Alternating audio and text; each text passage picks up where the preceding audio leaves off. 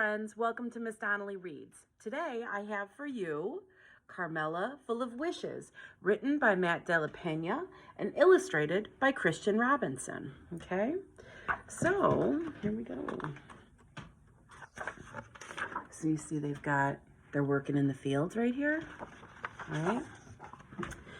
Carmela scootered, can you see this? Carmela scootered along the uneven dirt path, watching men stoop to work with their hands, her birthday bracelets jingling and jangling.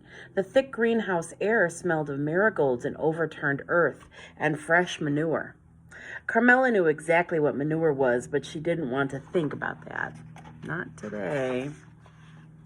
Today, she awoke to candles in her pancakes, and her mom sang, "Happy birthday to you," and told her, "Go on, mija, make a wish." But Carmela's wish had already come true.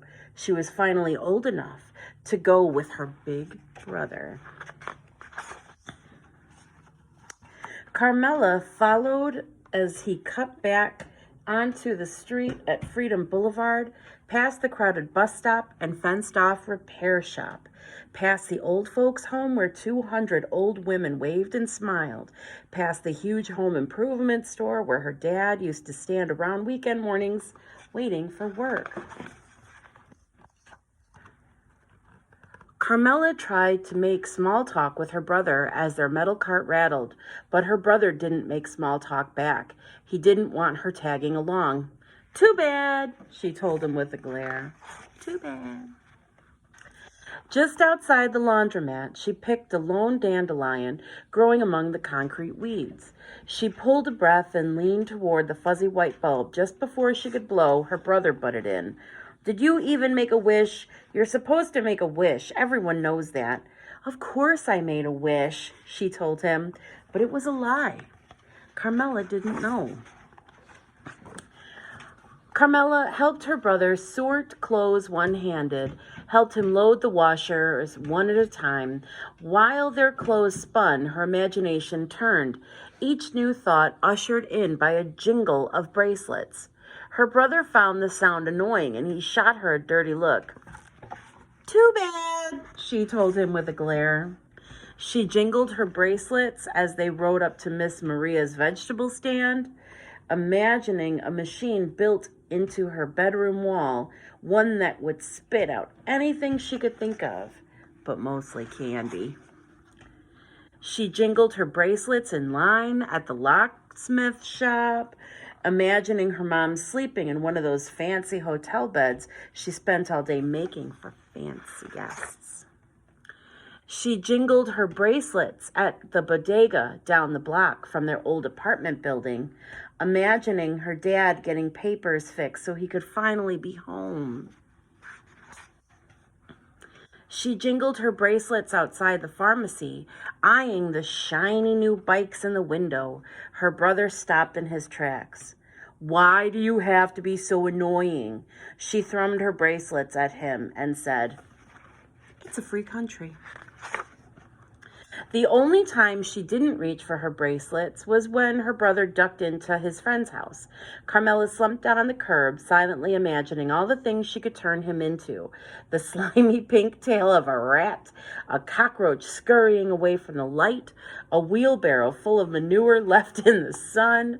She stared down at the dandelion in her hand. It seemed so much more important now that she knew it was a place to put her wishes. But what if she made the wrong choice? Carmela tried to hop a curb on the long trip home, but her tire caught and her handlebars twisted, and she went crashing to the concrete. "Don't cry, don't cry, don't cry." But then she saw her dandelion crushed beside the drain. She looked up at her big brother, warm tears rolling down her cheeks. He lifted up her scooter. "Are you okay?" She shook her head and pointed. "My wish."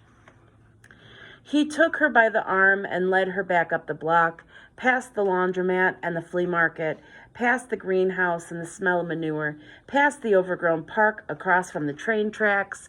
He didn't stop until they made it to an abandoned farmhouse near a cliff overlooking the sea.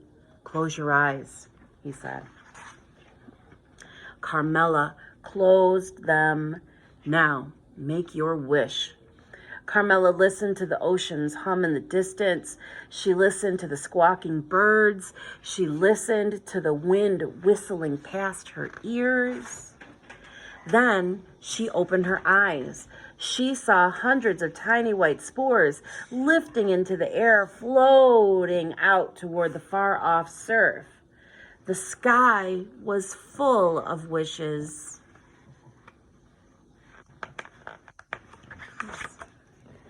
Let's go, her brother said. Don't you want to know my wish? She asked. He shook his head. If you tell, it won't come true. She looked back one last time, then took off her bracelets and followed her brother home. Oh, goodness, sorry. And then she went back to the fields. I wonder what her wish was.